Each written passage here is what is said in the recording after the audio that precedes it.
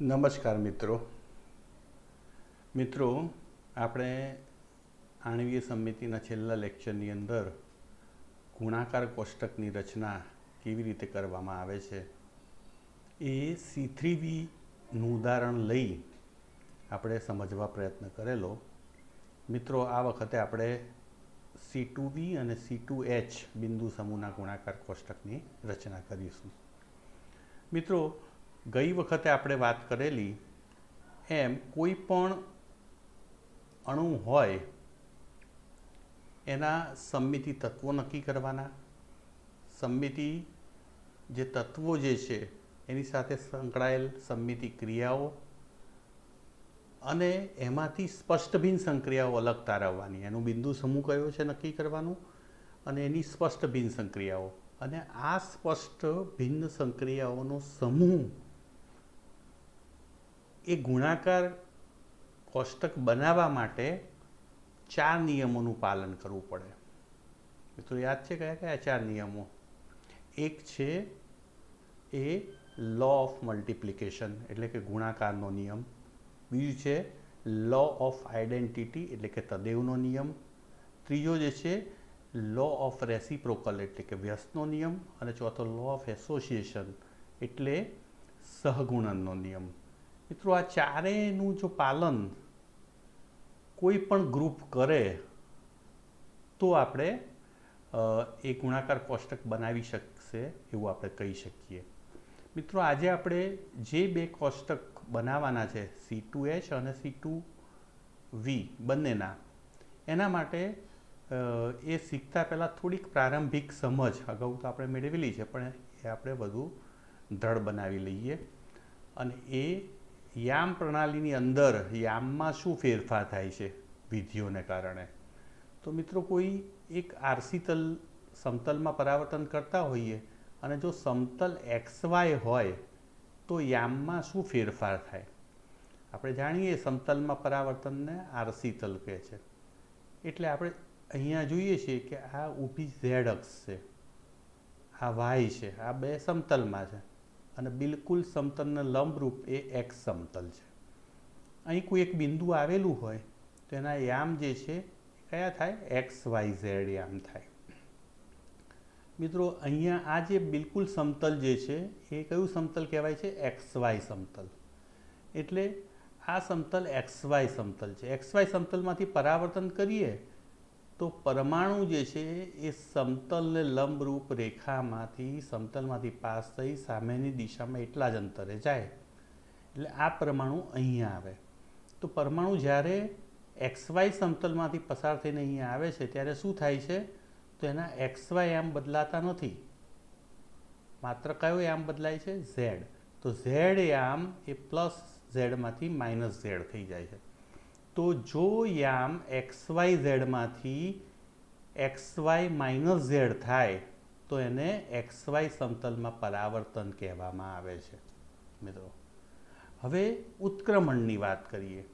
ઉત્ક્રમણ એટલે શું? આપણે જાણીએ છીએ બિંદુમાંથી પરાવર્તન, પણ પરાવર્તન જ વિધિ છે, પણ સમતલમાંથી નહીં, બિંદુમાંથી પરાવર્તન છે. તો ઉત્ક્રમણ વિધિ વખતે શું થાય છે? તો કે એ જ પ્રમાણે આપણે XYZ યામ દર્શાવેલા છે, એ જ પ્રમાણે અહીંયા બિંદુ XYZ છે. પણ અહીંયા શું થાય છે ઉત્ક્રમણમાં? તો કે કેન્દ્રમાંથી તો બિંદુ જે છે એ કેન્દ્રમાંથી પસાર થઈ અને એ જ રેખા ઉપર સામે દિશામાં એટલા જ અંતરે મુકાય છે અહીંયા. તો અહીંથી અહીં આવે છે ત્યારે એના યામમાં શું ફેરફાર થાય છે? તો XYZ હોય છે એ શું થઈ જાય છે? -X -Y -Z. તો મિત્રો, એનો અર્થ એવો થયો કે જ્યારે XYZ યામ હોય અને I વિધિ કરવામાં આવે, ઉત્ક્રમણ વિધિ, તો એના યામ -X -Y -Z થઈ જાય છે. મિત્રો, હવે આપણે C2 ભ્રમણ વિધિ વખતે પણ શું થાય છે? તો મિત્રો, અહીંયા એ જ પ્રમાણે ફરીથી યામ દર્શાવેલા છે XYZ. આ Z યામ છે, Y યામ છે, આ બંને સમતલમાં છે, જ્યારે સમતલને લંબરૂપ X યામ છે. મિત્રો, આ જે ઊભી Z અક્ષ છે એ Z અક્ષ ઉપર જો હું C2 ક્રિયાવિધિ કરું, C2-1 એટલે કે C2 ક્રિયાવિધિ એટલે કે કેટલું ભ્રમણ? 180 ડિગ્રીનું ભ્રમણ.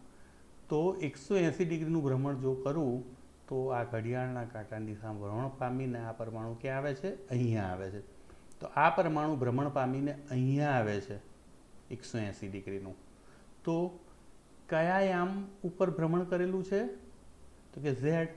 તો ઝેડ યામ જે છે એમનો એમ રહેશે, જ્યારે એક્સ ને વાય માઇનસ થઈ જાય છે. એટલે જો યામ એક્સ વાય ઝેડમાંથી -x-y-z થાય તો એવી વિધિને C2 અક્ષની ભ્રમણ વિધિ કહેવામાં આવે છે, એટલે કે 180નું ભ્રમણ કહેવામાં આવે છે. તો આટલી પ્રારંભિક સમજ સાથે હવે આપણે C2V બિંદુ સમૂહનું ગુણાકાર કોષ્ટક રચીશું મિત્રો. તો H2O છે, SO2 છે, CH2Cl2 સોરી અહીંયા CH2Cl2. તો આ ત્રણેય અણુઓ જે છે એમાં EC2 અને 2 સિગ્મા V એમ કુલ 4 સમમિતિ તત્વો આવેલા છે બધામાં. અહીંયા ઉદાહરણ તરીકે H2O મૂકેલું છે મેં. તો H2Oમાં આપણે જાણીએ છીએ કે આ C2 અક્ષ છે અને એક સમતલ એની આણ્વિક સપાટી બને છે અને બીજું સમતલ બિલકુલ લંબરૂપ. અચ્છા, હવે આ C2 અક્ષ જે છે એ મુખ્ય ભ્રમણ અક્ષ છે, એને Z અક્ષ કહીએ છીએ. તો આ અક્ષ જે છે લંબરૂપ એ X થશે અને આ Y થશે સમતલમાં. એટલે આ Y અક્ષ છે અને લંબરૂપ જે છે એ X અક્ષ છે. એટલે આ સમતલ બનશે YZ સમતલ, જ્યારે આ સમતલ જે ઊભું જે છે બિલકુલ લંબરૂપ એ XZ સમતલ બનશે. તો આમ આપણે કહી શકીએ કે કુલ 4 સમમિતિ તત્વો છે, E, C2, સિગ્મા XZ અને સિગ્મા YZ. મિત્રો એની સાથે સંકળાયેલ કુલ ક્રિયાઓ અને એકચ્યુઅલી ક્રિયાઓ એટલે કે અલગ ને આગવી અથવા સ્પષ્ટ ભિન્નસંગ ક્રિયાઓ. તો E સાથે હંમેશા E, C2 સાથે C21 C2 પર C22 બરાબર એટલે એક જ C21 કે જેને એકલી C2 વડે પણ દર્શાવી શકીએ. કોઈ પણ RC તલ સાથે આપણે જાણીએ છીએ એમ એક જ વિધિ હોય, એટલે સિગ્મા XZ સાથે સિગ્મા XZ અને સિગ્મા YZ સાથે સિગ્મા YZ. તો આમ C2V બિંદુ સમૂહ કુલ 4 સ્પષ્ટ ભિન્નસંગ ક્રિયાઓનો સમૂહ બનાવે છે. તો આ 4 એમાં સભ્યો કેટલા છે? 4. કયા કયા 4? તો E, C2, સિગ્મા XZ અને સિગ્મા YZ. C2 ને આપણે Z પણ કહી C2Z તરીકે પણ બોલી શકીએ. તો આમ આ 4 સમૂહો સમૂહના 4 સભ્યોએ પેલા 4 નિયમો મેં વાત કરી અગાઉ એનું પાલન કરવું પડે. તો સૌથી પહેલો નિયમ છે ગુણકનો નિયમ. મિત્રો ગુણકનો નિયમ શું કહે છે આપણને? કે કોઈ પણ સમૂહના 2 સભ્યોનો ગુણાકાર કરીએ અને એનો જવાબ જે મળે એ જવાબ પણ એ જ સમૂહનું સભ્ય હોવું જોઈએ. તો અહીંયા તમે સ્ક્રીન પર જોઈ શકો E, C2Z, સિગ્મા XZ અને સિગ્મા Y છે. આ 4 સભ્યો છે આપણા. એમાંથી કોઈ પણ 2નો હું ગુણાકાર લઈ લઉં તો હું અહીંયા લઉં છું C2 અને સિગ્મા XZ.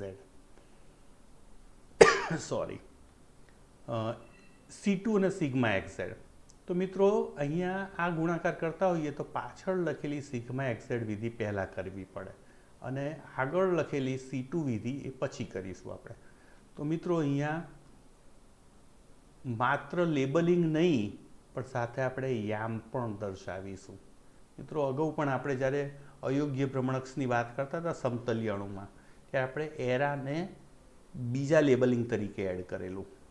તો એવી રીતે અહીં પણ માત્ર લેબલિંગ 1, 2 નંબરિંગના આધારે કરીએ તો એનાથી આપણે અણુની રચનાઓને સ્પષ્ટપણે ઓળખી શકતા નથી. એટલે અહીંયા એક બીજું ફેક્ટર લેબલિંગમાં એડ કર્યું કે અણુને આપણે યામ પ્રણાલીમાં મૂકી દીધો, એટલે એને યામ છે. તો એ યામમાં ફેરફાર કેવી રીતે થાય છે એના આધારે પણ આપણે ક્રિયાઓને ઓળખી શકીશું. તો મિત્રો અહીંયા તમે જોઈ શકો છો કે સૌથી પહેલાં XZ એટલે આ બિલકુલ લંબરૂપ સમતલ છે સપાટીને, આણ્વિક સપાટીને. તો 1, 2ની જગ્યાએ અને 2, 1ની જગ્યાએ આ રચના મળે છે. મિત્રો આ રચના સિગ્મા એક્ઝેડથી પણ મળે, અને જો તમે 180નું ભ્રમણ કરો તો પણ 1 2 આ જ રીતનું મળે છે. તો આ ક્રિયા C2 છે કે સિગ્મા એક્ઝેડ છે એ સ્પેસિફાઈ થઈ શકતું નથી માત્ર લેબલિંગના આધારે. એટલે આપણે અહીંયા યામ પ્રણાલી મૂકી. તો યામ પ્રણાલીમાં શું થાય છે તો કે XYZ યામ છે આના અણુના. હવે XZ વિધિ કરી તો કોઈ પણ અણુ ઉપર જો XZ વિધિ કરવામાં આવે સિગ્મા, તો XZ સમતલના યામ બદલાય નહીં. જે ના લખેલું હોય કયું વાય નથી અંદર, તો વાય બદલાશે એટલે માઇનસ થશે. એટલે XYZ ઉપર XZ સમતલ ઉપર ક્યાં કરી એટલે X - YZ થશે યામ. હવે મિત્રો XZ વિધિ પૂરી કરી આપણે. હવે આપણે વિધિ કઈ લઈએ છીએ તો કે C2 આગળ લખેલી. તો Z અક્ષ ઉપર મારે 180નું ભ્રમણ કરવાનું છે. તો 1 ભ્રમણ પામીને 2ની જગ્યાએ અને 2 ભ્રમણ પામીને 1ની જગ્યાએ. તો આ રીતે આપણને આ રચના પ્રાપ્ત થાય છે. તો આ રચના જે છે એના જો તમે આની સાથે સરખાવો તો તમને એવું લાગે ખરેખર આ E છે. તમને એવું લાગે કે E છે, એટલે કન્ફ્યુઝન છે કે આ E છે કે સિગ્મા YZ છે. સિગ્મા YZ એટલે જે આણ્વિક સપાટી છે એના પણ વિધિ કરો તો પણ આ જ રીતની રચના મળે છે. તો અહીંયા ફરી કન્ફ્યુઝન દૂર કરવા માટે આપણે યામ પ્રણાલીની મદદ લઈશું. તો આપણને સિગ્મા એક્ઝેડ વિધિ કરી તો આ એમમાંથી આ મળ્યા. હવે આના ઉપર C2 વિધિ કરીએ. આપણે જ્યારે C2 વિધિ કરીએ, આપણે હમણાં જ આગળ વાત કરી કે ઝેડ અક્ષ ઉપર જ્યારે હું 180નું ભ્રમણ કરું ત્યારે X ને Y માઇનસ થાય છે, અથવા તો માઇનસ હોય તો પ્લસ થાય. તો અહીંયા X ને Y બદલાશે, એટલે Xના -X થશે અને અહીંયા -Y છે પ્લસ Y થઈ જશે. જ્યારે ઝેડ યામ કોઈ દિવસ બદલાતો નથી ઝેડ અક્ષ ઉપર ભ્રમણ કરીએ ત્યારે. એટલે આના X - Y ઝેડમાંથી -X Y Z થાય છે. મિત્રો જો તમે માત્ર લેબલિંગ જ જુઓ તો આ રચના અને આ રચના વચ્ચે તમને કોઈ તફાવત લાગતો નથી, મૂળ રચના જ લાગે છે. એટલે તમે સહેલાઈથી આને E કહી દો ભૂલથી, પણ ખરેખર આ E રચના નથી. જો E હોત તો XYZ યામ શું રહેત? XYZ જ રહેત. પણ અહીંયા XYZ યામ શું થઈ જાય છે? -XYZ થાય છે. અને પરિણામે આ વિધિ E નથી પણ સિગ્મા YZ છે. તો મિત્રો અહીંયા યામ પ્રણાલી કેમ આવશ્યક હતી એની તમને જરૂરિયાત હવે સમજાઈ જશે. તો હંમેશા જ્યારે C2V બિંદુ સમૂહ હોય એની ક્રિયાઓ કરતા હોય અથવા તો C2H, ત્યારે હંમેશા યામ જે છે એ દર્શાવવા જરૂરી છે. મિત્રો ત્યારબાદ આપણે બીજી વિધિ લઈશું. તો આપણે શું કરીએ છીએ? C2 ગુણ્યા સિગ્મા એક્ઝેડ કર્યું, જવાબ આપણને સિગ્મા YZ મળ્યો. પણ હવે હું ઉલટું કરું છું, સિગ્મા એક્ઝેડ ગુણ્યા C2 કરું છું. આપણે શું ચેક કરવું છે કે A ગુણ્યા B બરાબર B ગુણ્યા A થાય છે. તો આપણે ચેક કરીએ.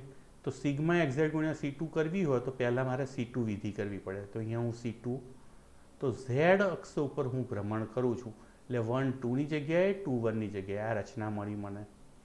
પણ યામ પ્રણાલીમાં શું ફેરફાર થાય છે? તો XYZ અહીંયા મેં Z અક્ષ ઉપર ભ્રમણ આપી એટલે X ને Y માઇનસ થઈ જશે જ્યારે Z બદલાશે નહીં. એટલે XYZ માંથી -X - Y Z થશે. મિત્રો હવે આગળ લખેલી વિધિ જે છે સિગ્મા એક્ઝેડ એ હવે કરીશું આપણે. સિગ્મા એક્ઝેડ એટલે આ ઊભો સમતલ છે.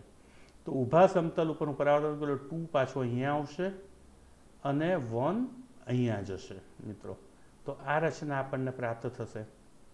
તો અહીંયા આ રચના પ્રાપ્ત થવાને લીધે આ રચના જો તમે કમ્પેર કરો તો ફરી પાછો E જ લાગે તમને, કાં તો સિગ્મા YZ, બેમાંથી કઈ એ સ્પષ્ટ થતી નથી. એટલે ફરીથી તમે જુઓ છો તો હવે આની પર સિગ્મા એક્ઝેડ કોઈ પણ સમતલ ઉપર પરાવર્તન કરીએ ત્યારે સમતલ જે લખેલું છે XZ તો એમાં ફેરફાર ના થાય, વાયમાં ફેરફાર થશે અહીંયા. એટલે X ને Z એમ જ રહેશે, -X માઇનસ જ રહેશે અને Z પ્લસનો પ્લસ જ રહેશે. પણ Y માઇનસનો પ્લસ થઈ જશે એટલે -X - Y ઝેડમાંથી -XYZ થશે. હવે તમે જોઈ શકો છો કે આ વિધિ E નથી. જો E હોત તો XYZ માંથી XYZ રહેત, પણ કઈ છે? Sigma Y Z. તો આમ બંને એ ગુણ્યા બી બરાબર બી ગુણ્યા એ, બંનેનો જવાબ સરખો જ મળ્યો, સિગ્મા વાય ઝેડ. તો જે સમૂહના બધા સભ્યો છે એમાં એ ગુણ્યા બી બરાબર બી ગુણ્યા એગાર એટલે ગુણાકાર કોમ્પ્યુટ થતો હોય તો એવા સમૂહને આબેલિયન સમૂહ કહેવામાં આવે છે. આનો અર્થ એવો થયો કે C2V સમૂહમાં ગુણાકાર કોમ્પ્યુટ થાય છે. એટલે ગુણાકાર એ ગુણ્યા બી કરો કે બી ગુણ્યા એ કરો, જવાબમાં કોઈ ફેરફાર નથી, એક જ જવાબ આવે છે અને પરિણામે ગ્રુપ આબેલિયન ગણાય છે. તો C2V બિંદુ સમૂહ આબેલિયન છે. મિત્રો, હવે ત્રીજો નિયમ, તદેવનો નિયમ, કે જેને કહેવામાં આવે છે લો ઓફ આઇડેન્ટિટી. તો મિત્રો, આપણે જાણીએ છીએ કે દરેક સમૂહમાં એક સભ્ય તદેવ એવું હોય છે કે જેનો અન્ય સભ્ય સાથેનો ગુણાકાર કરતા જવાબ પણ અન્ય સભ્ય પોતે જ મળે છે. એટલે અહીંયા ઉદાહરણ તરીકે આપણા જે સમૂહ જે છે એમાં E, C2, સિગ્મા એક્ઝેડ ને YZ છે. તો અહીંયા C2 ગુણ્યા E લઉં છું તો મને C2 જ મળે છે, અથવા તો E ગુણ્યા C2 લઉં તો પણ મને C2 જ મળે. તો અહીંયા ચેક કરું છું ફરીથી. તો પહેલી અહીંયા કઈ વિધિ કરવાની? તો કે E કરવી પડે. તો મેં E વિધિ કરી. તો E કરીએ તો XYZ ના યામ XYZ 1 2 એની જગ્યાએ જ રહે છે. હવે C2 વિધિ કરું છું. તો C2 વિધિ કરો તો 1 2 ની જગ્યાએ ને 2 1 ની જગ્યાએ જાય. જ્યારે Z અક્ષર ઉપર ભ્રમણ છે 180નું, એટલે X ને Y માઇનસ થશે અને Z એમના એમ રહેશે. એટલે ઓવરઓલ XYZ માંથી શું થયું? -X -YZ થયા, એટલે કે C2Z ક્રિયા થઈ. મિત્રો, તેનો જવાબ C2 આવે છે. મિત્રો, જો બદલું હવે કે E ગુણ્યા C2 કરું તો પહેલાં મારે પાછળ લખેલી C2 વિધિ કરવી પડે. તો એ વિધિ કરું તો XYZ માંથી આમ -X -YZ થાય છે અને 1 2 ની જગ્યાએ 2 1 ની જગ્યાએ જાય છે. અને પછી આના ઉપર E કરવામાં આવે તો એનું એ જ અહીંયા મળે છે, એટલે કે -X -YZ એના એ જ રહે છે આમ. તો આને ડાયરેક્ટ જોઈએ તો આ પણ C2 જ વિધિ ગણાય છે મિત્રો. તો આમ અહીંયા તદેવના નિયમનું પણ પાલન થાય છે. અહીંયા માત્ર C2 સાથેનો ગુણાકાર Eનો કરતાં એ C2 મળે છે એવું નહીં. Eનો ગુણાકાર સિગ્મા એક્ઝેડ કરીએ તો પણ સિગ્મા એક્ઝેડ મળે. Eનો ગુણાકાર સિગ્મા YZ કરીએ તો પણ સિગ્મા YZ મળે. જો સિગ્મા એક્ઝેડ ગુણ્યા E કરીએ તો પણ સિગ્મા એક્ઝેડ મળે. સિગ્મા YZ ગુણ્યા E કરીએ તો પણ સિગ્મા YZ મળે. તો આમ અહીંયા બધા જ સભ્યો તદેવના નિયમનું પણ પાલન કરે છે. મિત્રો, ત્યારબાદ જે છે વ્યસ્તનો નિયમ. મિત્રો, લો ઓફ જેને રેસિપ્રોકલ કહેવામાં આવે છે. મિત્રો, આપણે જાણીએ છીએ કે વ્યસ્તના નિયમમાં શું હોય છે કે દરેક સભ્ય, સમૂહનું દરેક સભ્ય પોતાનું વ્યસ્ત ધરાવે છે અને એ વ્યસ્ત સાથેનો એનો ગુણાકાર હંમેશા તદેવ વિધેય E એટલે કે જૈસે થે વાળી સ્થિતિ આપે છે. આનો અર્થ એમ થયો કે એ ને માઇનસ એ જો બે પરસ્પર વ્યસ્ત હોય તો એનો ગુણાકાર હંમેશા તદેવ મળે છે અને અહીંયા પણ એ કોમ્પ્યુટ થતો હોય છે, એટલે કે -A ગુણ્યા એ કરો તો પણ જવાબ એ જ આવે છે E. તો આમ કુલ 4 સભ્યો જે છે એ પૈકીના કોઈ પણ બે હું લઈ શકું. તો ચલો અહીંયા પહેલી વાત કરીએ કે Eનું વ્યસ્ત E પોતે જ છે. C2નું વ્યસ્ત કયું છે? તો કે C2 પોતે જ. બે વખત હંમેશા 180નું ભ્રમણ આપીએ, એક વખત આપીએ અને ફરીથી આપીએ તો મૂળ રચના પ્રાપ્ત થાય છે. સિગ્મા એક્ઝેડ કોઈ પણ સમતલ આરસીતલ જે છે એનું બે વખત પરિવર્તન, એટલે પોતે ને પોતે જ પોતાનું પ્રતિબિંબ છે અથવા તો વ્યસ્ત છે. એવી જ રીતે સિગ્મા YZનું વ્યસ્ત સિગ્મા YZ પોતે છે. આનો અર્થ એમ થયો કે C2 ગુણ્યા C2 કરીએ, બંને વ્યસ્ત છે તો હંમેશા E મળે.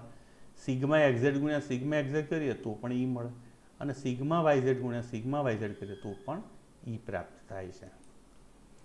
મિત્રો, આપણે સહગુણના નિયમનો પણ પાલન થાય છે કે નહીં એની આપણે ચકાસણી કરીએ. મિત્રો, આપણે જાણીએ છીએ કે A ગુણ્યા BC બરાબર AB ગુણ્યા C થવું જોઈએ. તો મિત્રો અહીંયા એવું થાય છે કે કેમ એ આપણે ચેક કરીએ. મિત્રો અહીંયા ગુણાકાર કોષ્ટક આપી દીધેલું છે. આપણે ગુણાકાર કોષ્ટકનો ઉપયોગ પણ શીખીએ અને ગુણાકાર કોષ્ટકની રચનામાં શું વિશેષતા છે એની પણ જોડે નોંધ લઈએ. અગાઉ C3P બિંદુ સમૂહ આપણે જોયેલું કે અહીંયા બિંદુ સમૂહ લખવામાં આવે છે. આ હરોળ જે ઊભી કોલમ જે છે એમાં એ લખવામાં આવે છે કે જે પાછળથી એની વિધિ બીજી કરવામાં આવે છે, અને અહીંયા બી લખવામાં આવે છે કે જે વિધિ પ્રથમ કરવામાં આવે છે. તો E(C2) sigma XZ sigma YZ, એવી રીતના E(C2) sigma XZ sigma YZ. અહીં પણ પહેલાંની જેમ અહીંયા 4 ભાગ પાડી શકીએ. આ બે અહીંયા જ રહે છે, આ બે અહીંયા જ રહે છે. મિત્રો હવે આપણે જે નિયમો અગાઉ જોઈ ગયા એના આધારે પણ આપણે વાત કરીએ. તો કે પહેલો તદેવનો નિયમ. તો કોઈ પણ ઈ સાથે કોઈનો પણ ગુણાકાર કરીએ તો એ બીજું સભ્ય જ પરત મળે છે. તો ઈ ગુણ્યા ઈ એટલે ઈ ગુણ્યા C2, એનું જંક્શન અહીંયા C2 જ મળે છે. ઈ ગુણ્યા સિગ્મા XZ એટલે અહીંયા જ સિગ્મા XZ જ મળે છે. ઈ ગુણ્યા સિગ્મા YZ એટલે સિગ્મા YZ જ મળે છે. C2 ગુણ્યા ઈ એટલે C2 ગુણ્યા C2 એટલે બંને પરસ્પર વ્યસ્ત છે, વ્યસ્તનો નિયમ એટલે અહીંયા ઈ મળે છે. એવી રીતે સિગ્મા XZ ગુણ્યા ઈ એટલે સિગ્મા XZ, સિગ્મા YZ ગુણ્યા ઈ એટલે સિગ્મા YZ. તો આ બંનેના જંક્શનમાં તો પહેલો વ્યસ્તનો નિયમ અને બીજો આપણે તદેવનો નિયમ વાપર્યો. હવે વ્યસ્તનો નિયમ તો ઈનું વ્યસ્ત ઈ, C2નું વ્યસ્ત C2 પોતે એટલે ઈ મળે અહીંયા. સિગ્મા XZનું વ્યસ્ત સિગ્મા XZ એટલે અહીંયા ઈ મળે XZ, અને સિગ્મા YZ એટલે સિગ્મા YZ અહીંયા ઈ. તો આમ બધા ઈ ક્રોસમાં આવે છે કારણ કે બધા પોતે જ પોતાના વ્યસ્ત છે. તો આખી લાઈન, આ કોલમ અને ક્રોસ આ બધા આપણને એમને મળી ગયા બે નિયમોનો ઉપયોગ કરીને. મિત્રો C2 ગુણ્યા સિગ્મા XZ કરીએ. એક વખત સિગ્મા XZ અહીંયા આવી ગયું છે એટલે અહીંયા સિગ્મા YZ આવે, અને અહીંયા સિગ્મા YZ આવ્યું એટલે અહીંયા સિગ્મા XZ આવે. તો બહુ જ સહેલાઈથી આપણે ગુણાકાર કોષ્ટક ભરી શકીએ છીએ. પણ આપણે સહગુણનના નિયમનું આ કોષ્ટકમાં કેવી રીતે જોવાય એની વાત કરીએ. તો અહીંયા A ગુણ્યા BC બરાબર AB ગુણ્યા C થાય છે, એ આપણે મૂક્યું. તો અહીંયા E તરીકે મેં C2 લીધું છે, B તરીકે સિગ્મા XZ, C તરીકે સિગ્મા YZ, અને અહીંયા A, B અને C મૂક્યું છે. મિત્રો અહીંયા C2 એમ જ મૂક્યો. પહેલાં મારે કૌંસ છોડવો પડશે. તો આનો ગુણાકાર કરીએ સિગ્મા XZ ગુણ્યા સિગ્મા YZ. તો આ પહેલી વિધિ છે એ આ બાજુ જોવાની હંમેશા, અને બીજી વિધિ જે છે અહીંયા જોવાની. એટલે સિગ્મા XZ અહીંથી પકડવાનો, સિગ્મા XZ, અને બીજો કયો છે સિગ્મા YZ એટલે સિગ્મા YZ આ રહ્યો. તો આ બેનો ગુણાકાર એનું જંક્શન C2 મળે છે. તો તમે જોઈ શકો છો આ બેનો ગુણાકાર અહીંયા જવાબ C2 મૂક્યો. તો C2 ગુણ્યા C2 બંને કેવા છે? પરસ્પર વ્યસ્ત છે. એટલે કયો? વ્યસ્તનો નિયમ. વ્યસ્તનો ગુણાકાર કરીએ તો હંમેશા ઈ મળે, તો મને ઈ મળે છે. C2 ગુણ્યા C2 એટલે ઈ મળ્યું. હવે મિત્રો જમણી બાજુ જોઈએ. તો જમણી બાજુમાં આ ગુણાકાર છે C2 ગુણ્યા સિગ્મા XZ. તો મિત્રો પહેલી કઈ લખેલી છે? C2 A, તો મારે આ કોલમમાં જોવી પડે. અને બીજી કઈ લખેલી છે? સિગ્મા XZ, એટલે મારે આ કોલમમાં. તો C2 ક્યાં છે? તો કે આ. અને સિગ્મા XZ ક્યાં છે? તો કે આ રહ્યો. તો આ એનો જવાબ થાય. કયો થાય? Sigma YZ. તમે જોઈ શકો છો આ બંનેનો જવાબ સિગ્મા YZ અહીંયા મૂકી દીધો. સિગ્મા YZ તો છે જ હંમેશા, બે સિગ્મા YZ એટલે શું મળે? ઈ. તો આમ ડાબા બરોબર જબા થાય છે, એટલે સહગુણનના નિયમનું, લો ઓફ એસોસિએશનનું પાલન થયું. તો મિત્રો અહીંયા C2V બિંદુ સમૂહ જે છે એનું ગુણાકાર કોષ્ટક જે છે એ આપણે જોયું. મિત્રો એવી જ રીતે હવે આપણે મલ્ટિપ્લિકેશન ટેબલ C2Hનું બનાવીશું. મિત્રો ટ્રાન્સ H2O2 અને ટ્રાન્સ 1,2 ડાયક્લોરોઇથિલિન આ બંને અણુઓ જે છે એ C2H પોઈન્ટ ગ્રુપ ધરાવે છે અને એમાં E, C2, સિગ્મા H અને I એમ 4 સમમિતિ તત્વો છે. અહીંયા H2O2 ટ્રાન્સ H2O2નું ઉદાહરણ આપેલું છે. મિત્રો અણુ સમતલીય છે એટલે એની જે સપાટી જે છે એ આરસીતલ બને છે અને બિલકુલ લંબરૂપ આ સપાટીને આણ્વિક સપાટીને લંબરૂપ અને ઓક્સિજનના મધ્યબિંદુમાંથી પસાર થતી અક્ષ જે તમારી આંખ સમક્ષ આવે છે સમતલને લંબરૂપ એ C2 અક્ષ બને છે. એ તમે ભ્રમણ આપો એટલે ઓની જગ્યાએ આવે ને 1 ફરીને 1ની જગ્યાએ આવે. તો એક C2 પછી આ જે છે એ આણ્વિક સપાટી એ આ મુખ્ય ભ્રમણક C2 લંબ એટલે સિગ્મા H. C2 હંમેશા મુખ્ય ભ્રમણક Z તરીકે લખાય છે એટલે આ સમતલ જે થયું સિગ્મા H એ કેવું થાય છે XY સમતલ થાય છે. બીજું આમાં I હાજર છે એ ઓના મધ્યબિંદુમાંથી. તો મિત્રો આ E, C2, સિગ્મા H અને I એમ 4 સમમિતિ તત્વો છે. આ એની કુલ ક્રિયાઓ દર્શાવી છે અને આપણે સૌ જાણીએ છીએ કે વાત પણ થઈ ગઈ છે એ પ્રમાણે E C2 સાથે એક જ C21 કે જેને આપણે C2 જ કહીએ છીએ, સિગ્મા H સાથે એક જ સિગ્મા H અને I સાથે એક I એમ કુલ 4 ક્રિયાઓ E, C2Z, sigma H XY અને I એમ 4 વિધિઓ છે. તો આ 4 વિધિઓનો સમૂહ એ ગુણાકાર કોષ્ટક બનાવશે કે કેમ, તો આ સમૂહે એટલે કે 4 સભ્યોએ 4 નિયમોનું પાલન કરવું પડે. તો સૌથી પહેલાં ગુણકનો નિયમ જેને લો ઓફ મલ્ટિપ્લિકેશન કહે છે.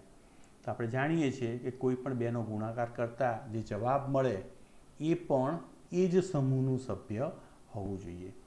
અહીંયા આ E, C2, સિગ્મા H અને I 4 સભ્યો છે સ્પષ્ટ ભિન્ન સંક્રિયાઓના. એમાંથી 2 લીધા મેં કોઈ પણ બેનો ગુણાકાર C2 ગુણ્યા સિગ્મા H, C2 ગુણ્યા sigma H, sigma H XY છે. તો એના બરાબર શું થાય છે આપણે પહેલું ગુણાકાર લઈએ. તો અહીંયા પહેલાં મારે વિધિ કઈ કરવાની છે સિગ્મા H એટલે કે આ સમતલમાં પરાવર્તન. તો બધા પરમાણુઓ ત્યાંના ત્યાં જ રહેશે એટલે 1 1 2 2 એમ જ રહે છે.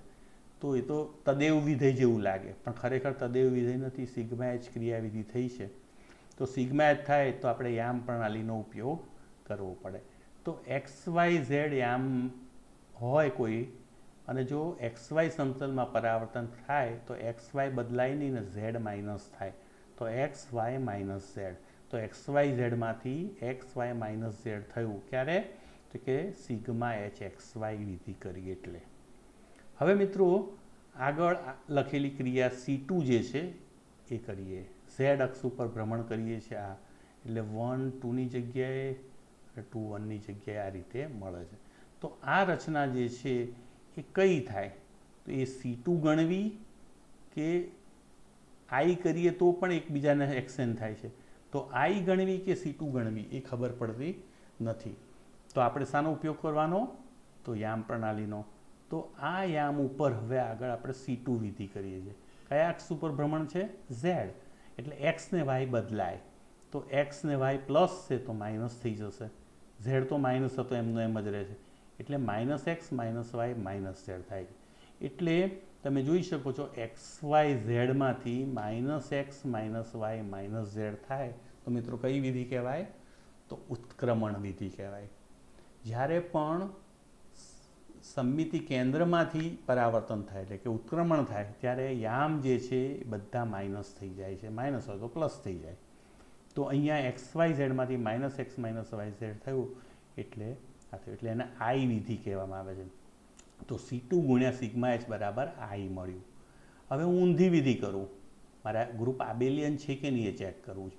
એટલે સિગ્મા H ગુણ્યા C2 તો પહેલી મારે C2 વિધિ કરવી પડે. તો C2 વિધિ કરું એટલે 1 2 બદલાઈ જાય છે અને યામ જે છે એ XYZમાંથી કયા થાય છે? માઇનસ એક્સ માઇનસ વાય અને Z બદલાતો નથી કારણ કે Z યામ ઉપર મેં ભ્રમણ આપેલું છે. X ને Y માઇનસ થાય છે. હવે સિગ્મા Hની મિત્રો XY સમતલમાં પરાવર્તન કરે એટલે આ પરમાણુઓ બધા ત્યાંના ત્યાં જ રહેશે. પણ યામ જે છે હંમેશા XYમાંથી કરીએ તો Z માઇનસ થાય એટલે XY માઇનસ એમના એમ જ રહે છે જ્યારે Z પ્લસમાંથી માઇનસ થાય છે. તો આમ x Y ઝેડમાંથી સમગ્રપણે -x - y - z થાય છે, એટલે ફરી પાછું આઈ મળે. આનો એમ થયો કે C2 ગુણ્યા સિગ્મા એચ કરું કે સિગ્મા એચ ગુણ્યા C2 કરું તો મને આઈ જ મળે છે. એટલે કે A ગુણ્યા B બરાબર B ગુણ્યા A થાય છે. એટલે કે ગુણાકાર કોમ્પ્યુટ થાય છે. તો જ્યારે ગુણાકાર કમ્પ્યુટ થતો હોય તો એવા સમૂહને કયો કહેવામાં આવે છે? આબેલિયન છે એવું કહેવાય. તો આ સમૂહ આબેલિયન છે. મિત્રો, હવે ત્રીજો નિયમ છે તદેવનો નિયમ, લો ઓફ આઈડેન્ટિટી, બીજો નિયમ. તો અહીંયા પણ ઈ સમૂહ એવું છે, ઈ તત્વ કે જેનો અન્ય બીજા સભ્યો સાથે ગુણાકાર કરીએ તો આપણને એ જ સભ્ય પરત મળે. અહીં કોઈ પણ ચારમાંથી લઈ લઉં છું, એનો ઈ સાથે ગુણાકાર C2 ગુણ્યા ઈ, તો પહેલી મારે ઈ વિધિ કરવી પડે. તો ઈ વિધિ કરું તો એ આમ XYZ ના XYZ જ રહે. હવે હું C2 કરું છું તો C2 એટલે Z અક્ષમાંથી છે, તો X ને Y માઇનસ થઈ જાય, Z એમ રહે. તો આ વિધિ કઈ થઈ? C2 જ. તો C2 ગુણ્યા ઈ કરું છું તો પણ મને C2 મળે છે. તો હવે ઈ ગુણ્યા C2 કરું તો પહેલાં મારે C2 વિધિ કરવી પડે. તો C2 વિધિ કરું તો XYZ માંથી શું થાય? -x - y - z, અને 1 2 બદલાઈ જાય છે. હવે બીજી વિધિ મારે કઈ કરવી પડે છે? તો કે ઈ કરું તો આ જે હતું એનું એ જ અહીંયા રહે છે, અને પરિણામે -x - y - z છે એનું એ જ રહે છે. તો આમ XYZ માંથી -x - y z એટલે કે C2 જ મળે છે. તો આમ C2 ગુણ્યા ઈ કે ઈ ગુણ્યા C2 કરીએ તો પણ મને C2 જ પ્રાપ્ત થાય છે. મિત્રો, આવી જ રીતે એ હું ઈ ગુણ્યા સિગ્મા એચ કરું કે સિગ્મા એચ ગુણ્યા ઈ કરું તો પણ મને સિગ્મા એચ જ મળે છે. એવી રીતે આઈ ગુણ્યા ઈ કરું કે ઈ ગુણ્યા આઈ કરું તો પણ મને આઈ જ પ્રાપ્ત થાય છે. આમ તદેવના નિયમનું પણ અહીંયા પાલન થાય છે. મિત્રો, વ્યસ્તનો નિયમ લઈએ. આપણે જાણીએ છીએ કે સમૂહના દરેક સભ્યનું વ્યસ્ત હોવું જોઈએ. તો અહીંયા આપણે 4 સભ્યો છે, તો ઈનું વ્યસ્ત ઈ પોતે, C2નું વ્યસ્ત C2 પોતે, કોઈ પણ આરસીતલનું વ્યસ્ત આરસીતલ પોતે જ હોય, અને આઈનું વ્યસ્ત પણ આઈ પોતે હોય. તો આમ C2 ગુણ્યા C2 બરાબર ઈ થાય, સિગ્મા એચ ગુણ્યા સિગ્મા એચ બરાબર ઈ થાય, અને આઈ ગુણ્યા આઈ બરાબર પણ ઈ થાય. તો આમ કોઈ પણ સમૂહના સભ્યને એનું વ્યસ્ત હોય છે, અને એ વ્યસ્ત સાથેનો ગુણાકાર હંમેશા મને તદેવ તત્વ ઈ આપે છે. મિત્રો, આપણે આ સ્ક્રીન ઉપર અહીંયા ભૂલ થઈ છે, C2H છે, C2Hનું ગુણાકાર કોષ્ટક અહીંયા લખવાનું ભૂલ રહી ગઈ છે, C2H. તો મિત્રો, C2H બિંદુ સમૂહ જે છે એમાં 4 છે, અને એમાં લો ઓફ એસોસિએશનનું પાલન A ગુણ્યા BC બરાબર AB ગુણ્યા C થાય છે કે નહીં આપણે ચેક કરીએ છીએ. તો મિત્રો, અહીંયા C2H છે, એના 4 તત્વો E, C2, સિગ્મા એચ અને I એ મેં ક્રોસમાં લખ્યા. એવી રીતે E, C2, સિગ્મા એચ અને I અહીં લખ્યા મેં. હવે હું શું કરું છું? તો કે આ બેનો ગુણાકાર. તો સૌથી પહેલો નિયમ કયો યુઝ કરું છું? તદેવનો નિયમ. E ગુણ્યા ઈ, E ગુણ્યા C2 C2, E ગુણ્યા સિગ્મા એચ E ગુણ્યા આઈ. એવી રીતે અહીંયા લઉં છું E ગુણ્યા ઈ, C2 ગુણ્યા ઈ C2, સિગ્મા એચ ગુણ્યા ઈ સિગ્મા એચ, અને આઈ ગુણ્યા ઈ એટલે આઈ. તો આ મેં તદેવના નિયમની વાત કરી. હવે વ્યસ્તનો નિયમ લઈએ. ઈનું વ્યસ્ત ઈ એટલે ઈ, C2નું વ્યસ્ત C2 એટલે અહીંયા ઈ આવે, સિગ્મા એચનું વ્યસ્ત સિગ્મા એચ એટલે ત્યાં ઈ આવે ગુણાકાર, અને આઈનું વ્યસ્ત આઈ એટલે આઈ ગુણ્યા આઈ બરાબર પણ ઈ થાય. તો આ પણ અહીં આવી ગયું. મિત્રો, આ લાઈનમાં સિગ્મા જ આવે છે એટલે અહીંયા સિગ્મા એચ આવશે, અને આઈ અહીંયા આવશે. એવી રીતે C2 મૂકી દેવાના. આજે આ બે ચોકટામાં સરખું ને આ બેમાં સરખું આપણે 4 ભાગ પાડી દીધા છે. અહીંયા જે કોલમમાં લખાયેલી વિધિ એ છે અને રોમાં લખાયેલી વિધિ બી છે. આ બીને પહેલી ઓપરેટ કરવામાં આવે છે, જ્યારે એને પછી ઓપરેટ કરવામાં આવે છે. તો આમ મિત્રો, આજે આપણે C2H અને C2V બે બિંદુ સમૂહના આપણે ગુણાકાર કોષ્ટકની રચના કરી. મિત્રો, હજુ આગળ જ્યારે તમે ગ્રુપ થિયરીનો અભ્યાસ કરશો ત્યારે એમાં કેરેક્ટર ટેબલની રચના કરવાની આવશે અને કેરેક્ટર ટેબલની રચના કરીએ ત્યારે કેરેક્ટર ટેબલ બનાવતી વખતે સમતુલ્ય સમમિતિ તત્વોને એક જ કોલમમાં મૂકવામાં આવે છે, એક જ વર્ગની અંદર. તો આ સમતુલ્ય સમમિતિ તત્વો શું છે એની આપણે થોડી વાત કરીએ. આપણે મિત્રો અગાઉ વાત કરી કે કોઈ પણ બિંદુ સમૂહ સાથે સંકળાયેલ જે સ્પષ્ટ ભિન્ન સંક્રિયા જે છે એના ધારો કે સભ્યો E, A, B, C, X inverse આવા બધા હોય તો એમાં તમે જોઈ શકો છો એક્સનો વ્યસ્ત એક્સ ઇન્વર્સ ધારો કે હોય તો આ પ્રમાણે ગુણાકાર કરીએ. એક્સનો વ્યસ્ત એક્સ ઇન્વર્સ છે તેની વચ્ચે કોઈ એક વિધિ મૂકી દેવાની મારે. આ પૈકીની એ મૂકી દીધી મેં. તો એ મૂકી તો એક્સ ગુણ્યા એ ગુણ્યા એક્સ ઇન્વર્સ. તો મિત્રો આ ગુણાકાર જે છે 3 એમાં મારે પહેલી વિધિ કઈ કરવી પડે? આ પાછળ લખેલી, પછી વચ્ચે લખેલી અને પછી આ. અહીં ગુણાકાર નથી, વચ્ચે કૌંસ નથી માટે એટલે પહેલાં પાછળ લખેલી, પછી એના આગળ લખેલી અને સૌથી આગળ લખેલી છેલ્લી કરવાની. તો આનો જવાબ એટલે કે કોઈ પણ વિધિને બે વ્યસ્ત સાથે ગુણાકાર આ રીતે કરવામાં આવે આગળ પાછળ મૂકીને અને જો બી મળતું હોય જવાબ તો એ અને બી એ પરસ્પર સમતુલ્ય સમમિતિ તત્વો કહેવાય.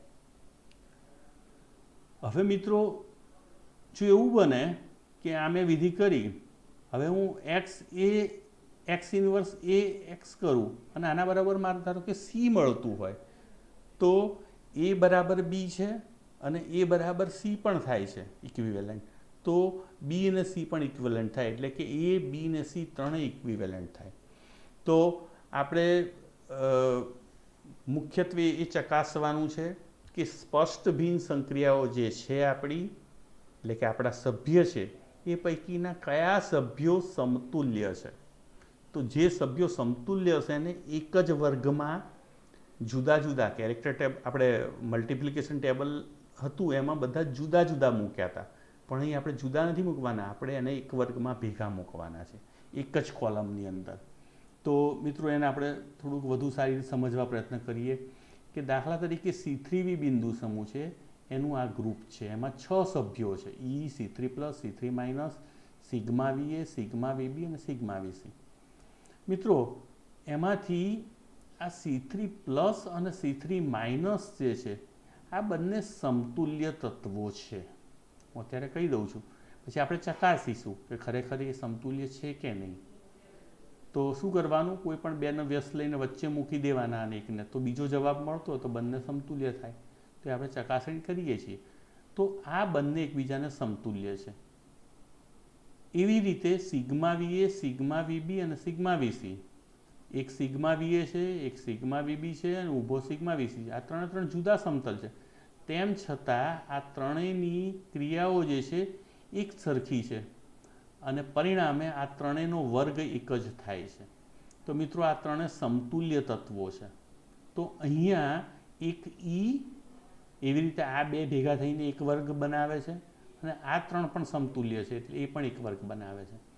તો મિત્રો અહીંયા આપણે સ્પષ્ટ ભિન્ન સંક્રિયાઓ 4 છે, એ 6 છે કુલ.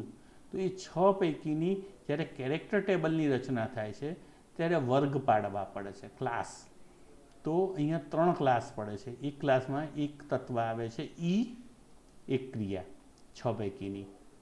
જ્યારે અહીંયા જે છે અહીંયા 2 લખવાનું રહી ગયું છે 2C3, તો 2C3 આવે એટલે 2 અહીંયા છે એટલે શું થાય?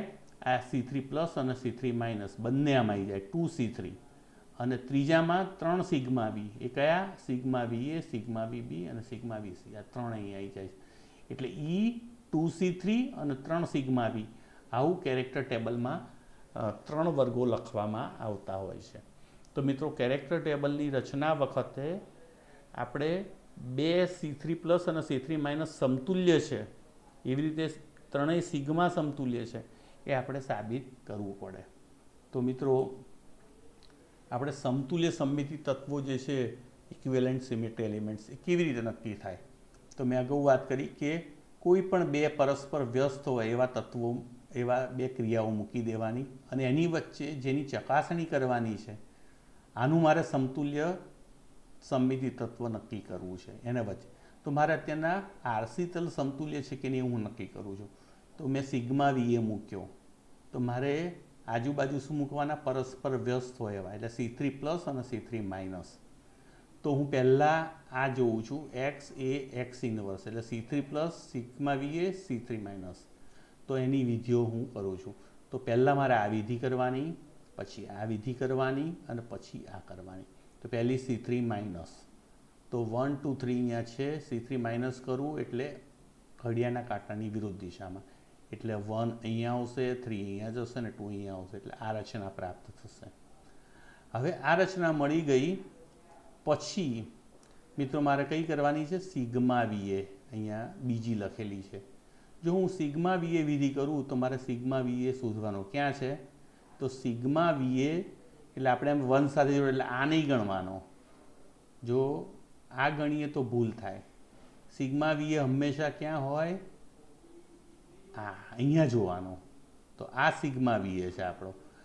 હંમેશા જ્યારે પણ કોઈ પણ ક્રિયા થાય ત્યારે પરમાણુઓ શિફ્ટ થાય છે, સમમિતિ તત્વો નહીં. એટલે સમમિતિ તત્વ જે સિગ્મા વીએ જે છે એ આ જ છે, એટલે મેં અહીંયા દોરી કાઢ્યું છે. એટલે એના પર પરાવર્તન થાય તો 2 ત્યાંનો ત્યાં રહે છે, જ્યારે 1 અને 3 એક્સચેન્જ થાય છે, અહીંયા એક્સચેન્જ થયા, એટલે મને આ રચના પ્રાપ્ત થઈ. હવે ફરી પાછી પહેલી લખેલી જે છે છેલ્લે કરવાની, C3+ એટલે ઘડિયાળના કાંટાની દિશામાં, એટલે 2 1ની જગ્યાએ, 1 3ની જગ્યાએ અને 3 2ની જગ્યાએ. તો આ રચના પ્રાપ્ત થઈ. આ રચનાને આની સાથે સંબંધ કયો? તો મિત્રો મેં અગાઉ પણ વાત કરેલી છે કે આપણે શું જોઈ લેવાનું? તત્વો કયા, એ કયા પરમાણુઓ પોતાને સ્થાને છે. તો 1 છે પોતાને સ્થાને? તો કે ના. 2 છે? તો કે યસ. 1 ના, એટલે 2 જ પોતાને સ્થાને છે. એટલે આ 2 વાળો આરસી તલ આ કયો થાય? સિગ્મા વીબી થાય. તો આ સિગ્મા વીબી છે મિત્રો. તો સિગ્મા વીબી પર કરું તો 2 ત્યાંનો ત્યાં રહે છે અને 1 3 એક્સચેન્જ થાય છે, તમે જોઈ શકો છો. એટલે સિગ્મા વીબી જવાબ આવ્યો. તો આ ત્રણનો ગુણાકાર શું આવ્યો? Sigma VB. તો સિગ્મા વીએ નું બે પરસ્પર વ્યસ્ત જે સભ્યો જે છે એના વડે ગુણાકાર કરતા આ રીતે, તો મને જવાબ શું મળ્યો? Sigma VB. એટલે સિગ્મા વીએ અને સિગ્મા વીબી એ બંને કેવા? સમતુલ્ય તત્વો ગણાય.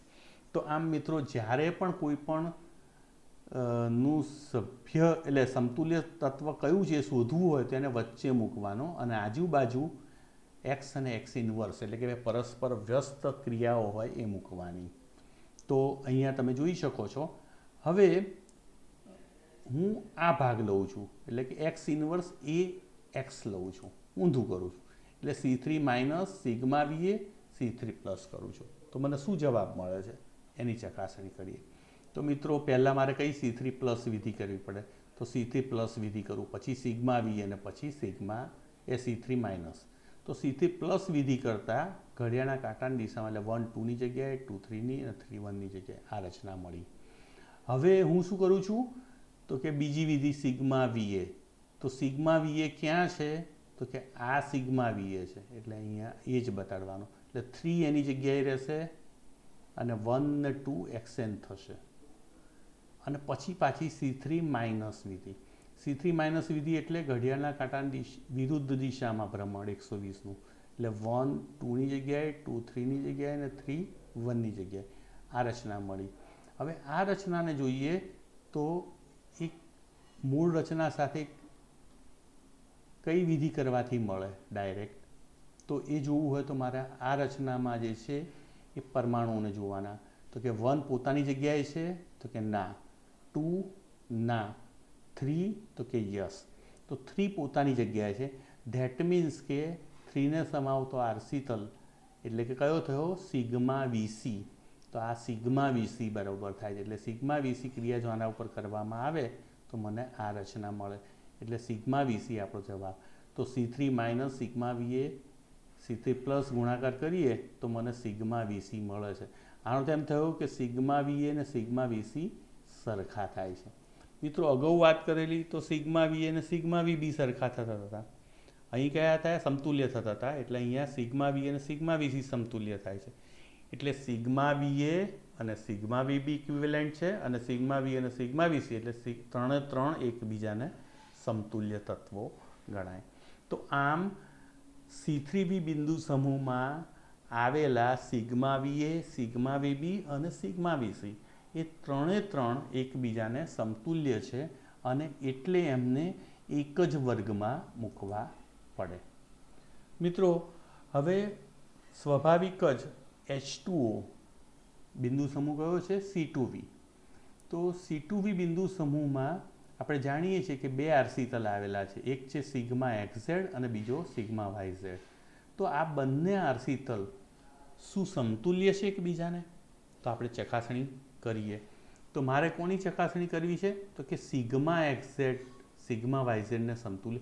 જો હું અહીંયા સિગ્મા XZ લઉં અને આજુબાજુ બે પરસ્પર વ્યસ્ત એટલે બંને C2નું વ્યસ્ત C2 બંને મૂકી દઉં અને જો આનો જવાબ સિગ્મા YZ આવે તો એ બે સમતુલ્ય થાય અને જો સિગ્મા YZ ના આવે તો એ બંને સમતુલ્ય ગણાય નહીં. તો આ વિધિ કરું છું તો પહેલી હું C2 વિધિ કરું, છેલ્લે લખેલી એ વિધિ કરું. Z અક્ષ ઉપર ભ્રમણ છે તો આપણે યામ પ્રણાલીની મદદ લેવાની આપણે જાણીએ છીએ. તો શું થશે? -x - y z. Z અક્ષ ઉપર ભ્રમણ કરો એટલે x y માઇનસ થઈ જાય. મિત્રો હવે બીજી વિધિ કરું છું સિગ્મા XZ, બીજી લખેલી વિધિ.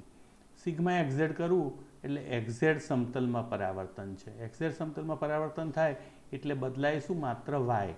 તો -x y અને z એમનું એમ રહેશે.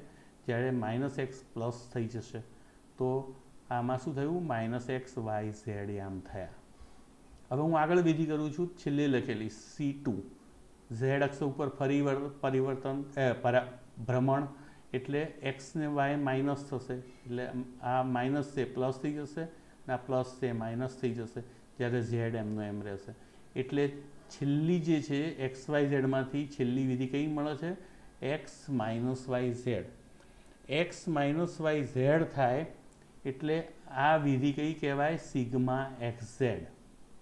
ખરેખર અહીંયા આવવું જોઈતું હતું શું? XZ ને અહીંયા YZ આવવું જોઈતું હતું પણ પોતે ને પોતે XZ જ આવ્યું એટલે સિગ્મા XZ એ સિગ્મા XZ ને સમજો, પોતે તો પોતાને સમતુલ્ય હોય જ પણ સિગ્મા XZ સિગ્મા YZ ને સમતુલ્ય નથી. તો આમ કહી શકાય કે C2 ગુણ્યા સિગ્મા XZ ગુણ્યા C2 is not equal to sigma YZ અને પરિણામે સિગ્મા XZ અને સિગ્મા YZ એ બંને સમતુલ્ય તત્વો નથી. અને બંને સમતુલ્ય ના હોય તો કેરેક્ટર ટેબલ કેરેક્ટર ટેબલ ક્યાં? કેરેક્ટર ટેબલની જ્યારે રચના કરવા જઈએ ત્યારે એમને એક જ વર્ગમાં એટલે કે એક જ કોલમમાં ના મૂકતા એને જુદા જુદા કોલમમાં મૂકવા પડે. તો મિત્રો અહીંયા આપણે સમતુલ્ય સમમિતિ તત્વોની વાત કરી. હવે આ ચેપ્ટર મોલેક્યુલર સિમેટ્રીનો છેલ્લો મુદ્દો જે છે એને આપણે સમજવા પ્રયત્ન કરીએ. મિત્રો આને સ્ટીરિયો કેમિસ્ટ્રી સાથે બહુ સંબંધ છે સિમેટ્રીને અને એટલે આ મુદ્દાની ચર્ચા હું કરવા માગું છું. મિત્રો મોટાભાગના લોકોમાં એક સમજ હોય છે કે કોઈ પણ અણુ એ ઓપ્ટિકલી એક્ટિવ છે કે ઇનએક્ટિવ છે એ કેવી રીતે નક્કી કરવું? તો મોટે ભાગે અણુ ઓપ્ટિકલી ઇનએક્ટિવ કે એક્ટિવ એ એમાં હાજર રહેલા સિગ્મા અથવા તો આઈના આધારે નક્કી થાય છે. સિગ્મા એટલે આરસીતલ અને આઈ એટલે સમમિતિ કેન્દ્ર. જો અણુમાં સિગ્મા ને આઈ એ જો હાજર હોય તો અણુ ઓપ્ટિકલી ઇનએક્ટિવ હોય છે એટલે કે પ્રકાશ અક્રિયાશીલ હોય છે મિત્રો. પણ જો અણુમાં સિગ્મા ને આઈ એબસન્ટ હોય તો એ ઓપ્ટિકલી એક્ટિવ છે. પણ મિત્રો આ સમજ એ સાચી છે પણ કેવી છે? અર્ધ સત્ય છે, સંપૂર્ણ સત્ય નથી. એટલે સિગ્મા અને આઈની હાજરી એ અણુને પ્રકાશ અક્રિયાશીલ બનાવે છે અને ગેરહાજરી પ્રકાશ ક્રિયાશીલ બનાવે છે. આ વાત સાચી છે ખરા, પણ સંપૂર્ણ સાચી નથી. તો એ કેવી રીતે થઈ શકે? તો અહીં એક ઉદાહરણ છે, તમે જોઈ શકો છો, 1357 ટેટ્રાફ્લોરો સાયક્લો ઓક્ટાટેન ટેટ્રાઇન. બરાબર? તો આ અણુ જે છે એમાં 4 F છે અને એમાં એક C2 અને S4 કક્ષા આવેલી છે મિત્રો. અને આનો બિંદુ સમૂહ જે છે S4 છે મિત્રો. આની અંદર સિગ્મા પણ નથી અને આની અંદર I પણ નથી. એટલે કે સિગ્મા ને I કેવો છે? એબસન્ટ છે. અને જો એબસન્ટ હોય તો એ ઓપ્ટિકલી એક્ટિવ થવો જોઈએ આ અણુ. તો આ અણુમાં આપણી આ ઉપરની વ્યાખ્યા પ્રમાણે સિગ્મા કે I નથી, એટલે કે એબસન્ટ છે, એટલે ઓપ્ટિકલી એક્ટિવ થવો જોઈએ. પણ આ અણુની પ્રકાશ ક્રિયાશીલતા માપતા એ ઓપ્ટિકલી ઇનએક્ટિવ માલુમ પડ્યો છે, એટલે કે પ્રકાશ ક્રિયાશીલ નથી. તો આનો અર્થ એમ થયો કે સિગ્મા અને આઈની ગેરહાજરી છે છતાં પણ આ અણુ જે છે એ પ્રકાશ અક્રિયાશીલ છે. આવું કેવી રીતે બને? તો મિત્રો, આનો અર્થ એવો થયો કે આપણી વ્યાખ્યા જે છે એ હજુ સંપૂર્ણ નથી. તો કેમ આવું બને છે? તો હવે આપણે 5 તત્વોનો, જો આ બહુ ઇન્ટરેસ્ટિંગ અને રસપ્રદ બાબત છે, એનો આપણે અભ્યાસ કરીએ. મિત્રો, તમે જો વિધિ કરો તો હંમેશા અણુની રાઇટ હેન્ડ સાઈડ એ રાઇટ હેન્ડ જ રહેશે.